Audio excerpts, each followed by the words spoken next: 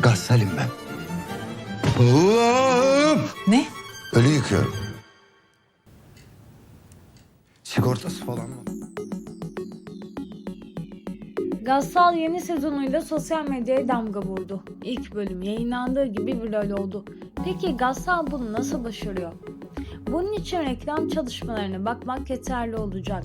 Dizi, seyirciye gassallık mesleğini daha yakından tanıma fırsatı veriyor.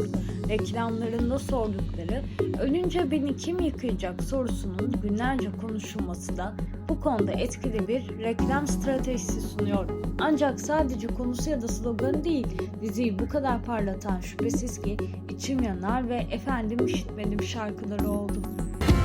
Ben de seni kaybettim, ağlarım şimdi. İçim yanar yanar yanar yanar yanar yanar. İçim yanar yanar yanar yanar yanar. Canım yanar yanar yanar yanar. Üşütmedin, bana bir şey mi dedin? İki orta bir sade, haydi bana müsaade.